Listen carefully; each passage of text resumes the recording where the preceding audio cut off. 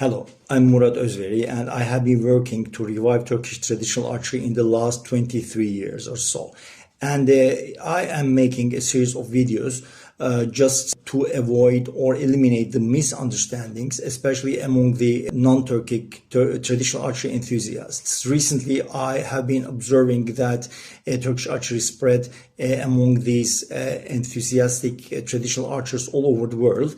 And these misunderstandings are quite acceptable just because the foreigners don't have access to the original sources. They do not understand the social life, the religious life in the Turkish world.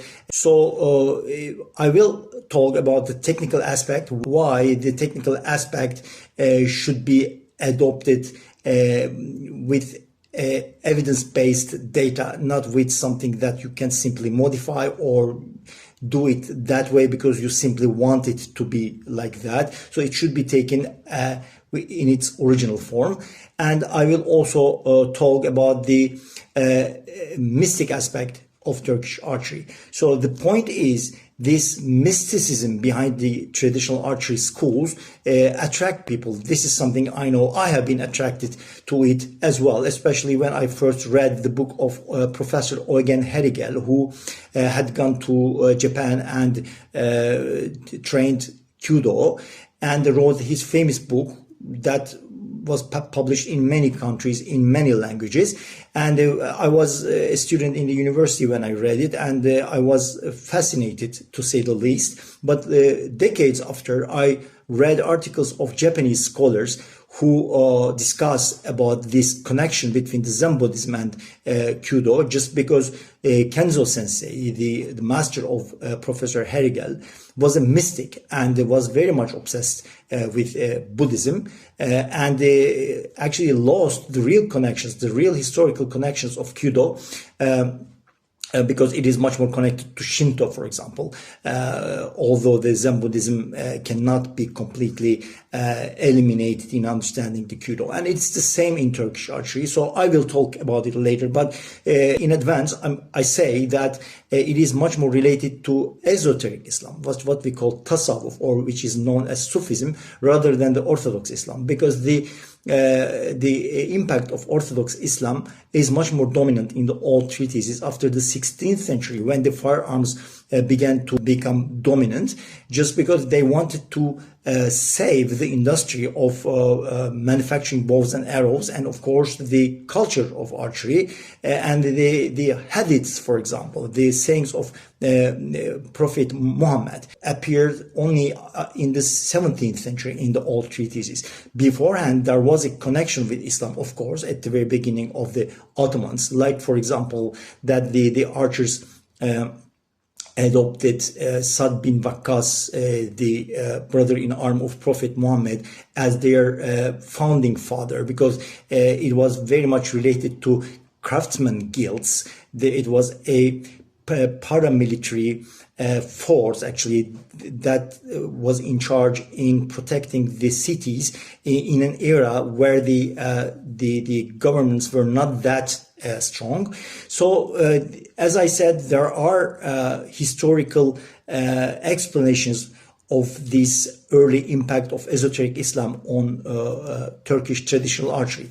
And beforehand, in the Seljuk era, for example, between 11th and the 13th century, even this founding father, Sa'd bin Waqqas, cannot be seen in the Seljukian archery treatises. So, in order to understand all these and in order to eliminate the misunderstandings, all the practitioners, especially when they're interested in the theoretical part as well, they should understand the religious life in Turkish culture, the social life in Turkish culture, and the evolution of both in the last couple of centuries.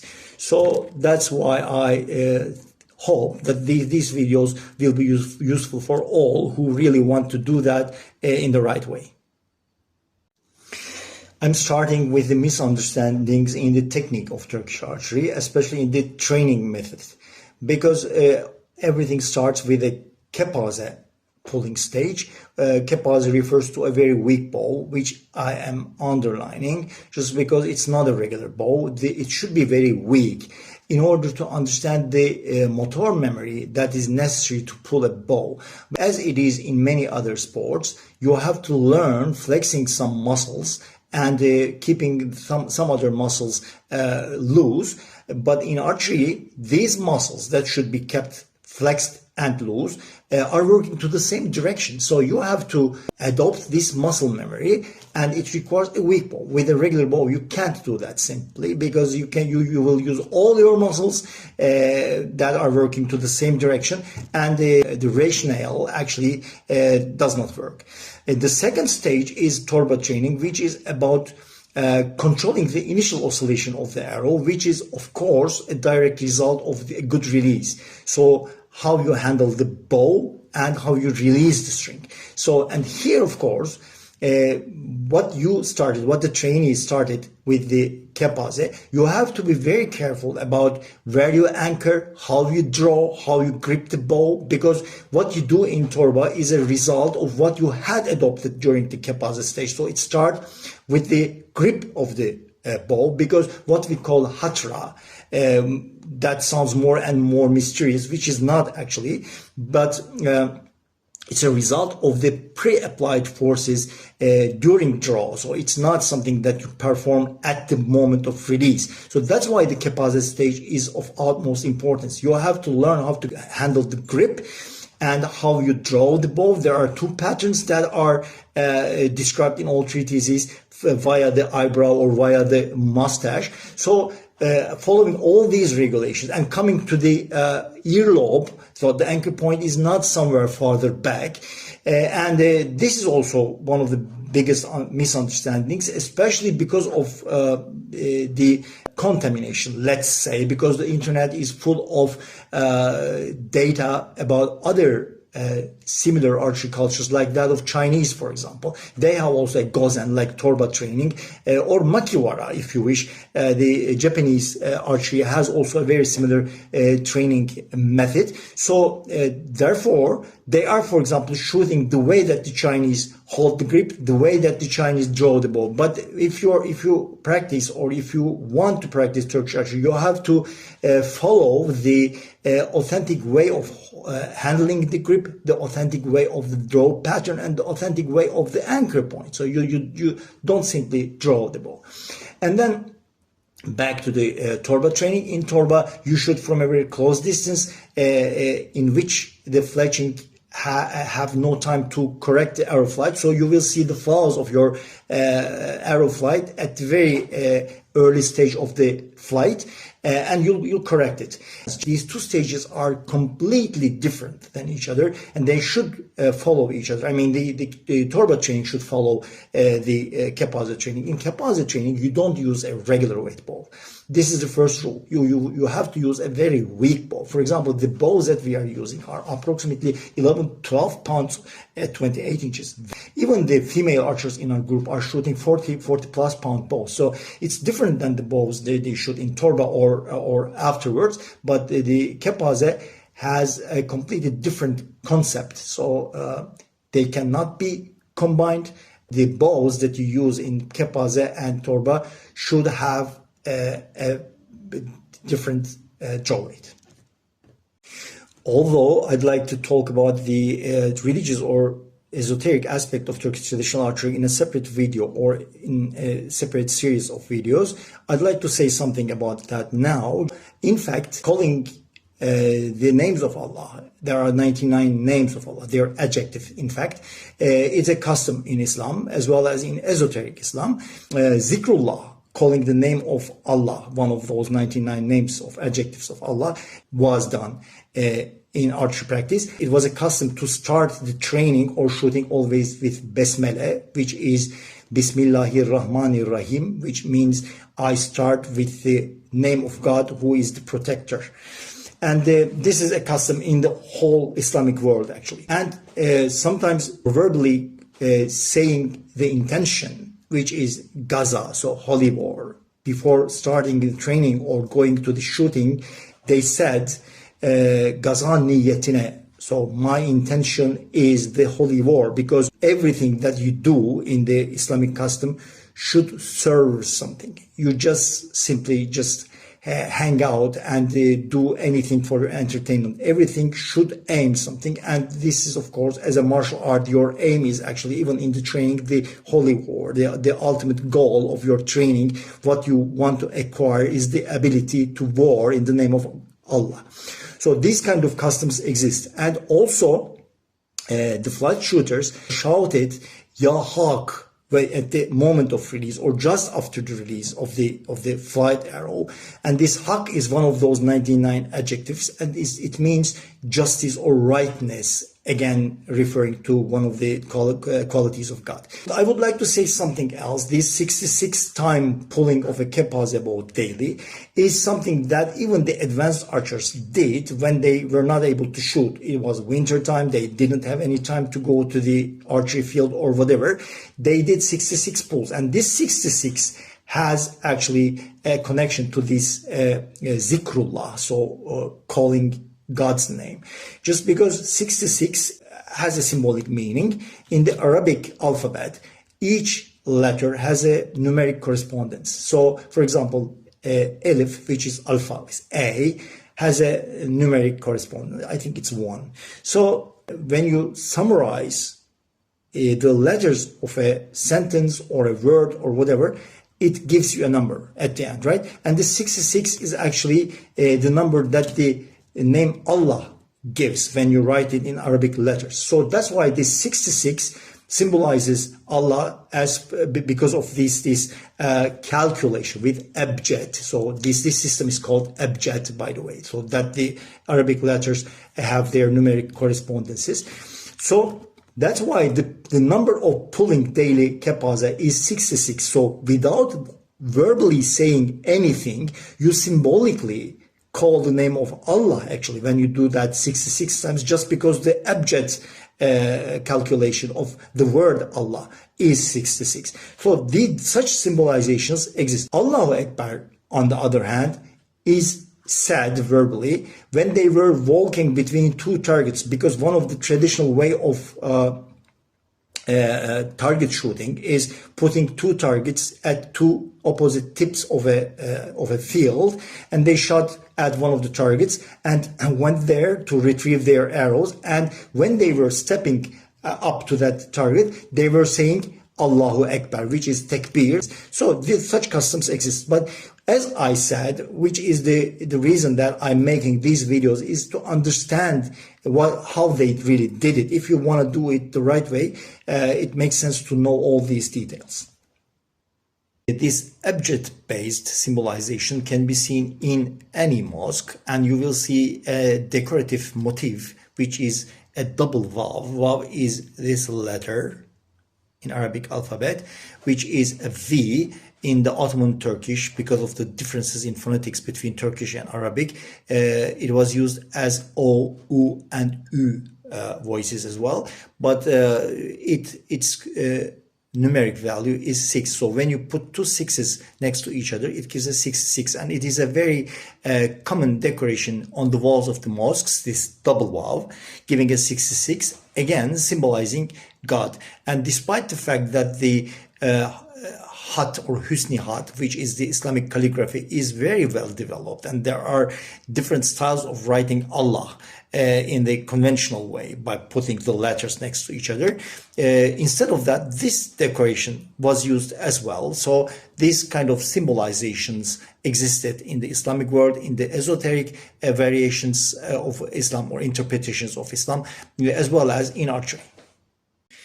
In almost all martial arts in the Eastern world and Far Eastern world, you can see the impact of the religions or the esoteric variations or interpretations of these religions.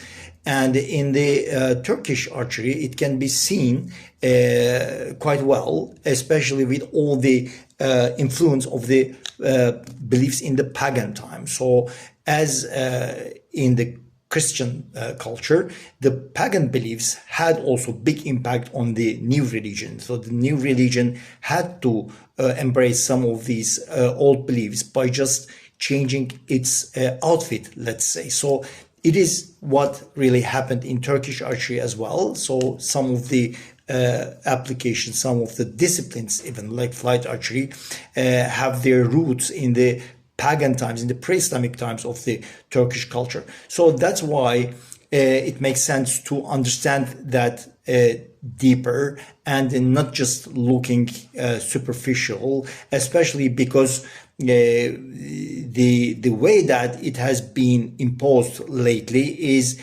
the result of the social engineering policies, because all these kind of cultural values can be very effective tools in the hands of politicians in order to realize their social engineering policies. So in order to be evidence-based and scientific as much as possible, it is important to really understand the culture and the influence of these religions as well as their interpretations on martial arts. It makes sense to say a few words about these esoteric interpretations of Islam, what it exactly means. Islam was born in the Arabic Peninsula, and short after it spread throughout the Iranian plateau and toward the Turkish homeland. And on its journey, it encountered the local religions in Iran as well as in Turkestan, and all these beliefs had impact on Islam as well. So there was an interaction despite the totalitarian approach of Islam dominating all the other local cultures. So the religion came to the new cultures with some modifications. And especially in Iran, with its very long history and very well settled traditions, Islam came to be interpreted differently. And Turks mostly adopted Islam from the Iranian mystics between the 8th and the 11th centuries, and especially in the Anatolian part of the Ottoman Empire, some heterodox versions of this religion was adopted by people and modified more to fit their daily needs. And especially on the borders where the war was a part of the daily life, where the warrior needed different methods for the so-called spiritual development, they adopted some different heterodox interpretations of Islam. And although these tariqat, as we call it, tariq means way, it's like do in Japanese or dao in Chinese, this tariqat had their own methodology to reach the so-called spiritual development. And in cities, mostly the Orthodox versions were adopted, while in the periphery of the Ottoman Empire, as well as on the borders, more heterodox versions became popular. And despite this fact that even the government of the Ottoman Empire was not very much Orthodox until the second half of the 16th century, as can be seen in the Janissary orders who were following the Bektashi order, and despite the fact that some Islamists claim that it had been an Orthodox form and then changed within time, but Bektashi was an interpretation that was easily accepted and adopted by the warrior elite. So that's why it makes sense to focus on these heterodox dervish organizations rather than the Orthodox Islam in order to understand the real impact of religion and Sufism on martial arts, particularly on archery. Another Islamic custom that is also associated with archery practice is abdest, as we call it. That is a lustration procedure by using water. All the monotheist religions have such a custom, like baptism in Christianity or mikveh pools in Judaism, and its roots go back to the ancient Egypt, where the pharaoh and the priests were asked to have a sort of lustration in front of the temple before getting into the temple. And it is still the same in the monotheist religions, and this abdest is a must, is compulsory for Muslims who are praying 5 times a day. And this is a procedure in which you wash your hands, your elbows, your face, the inside of your mouth and nose, and your feet. And obviously it is not only a physical cleaning, but it is a spiritual preparation, as can be proven by looking at its alternative given in the religious books. You can touch the earth or dust or sand if water is not available. So it is mainly a spiritual preparation. And in the old archery treatises, in the Ottoman treatises, it is said that you have to be cleaned or lustrated before getting into the archery field, or even before handling the bow. It is mainly because of the association of martial arts with the holy war.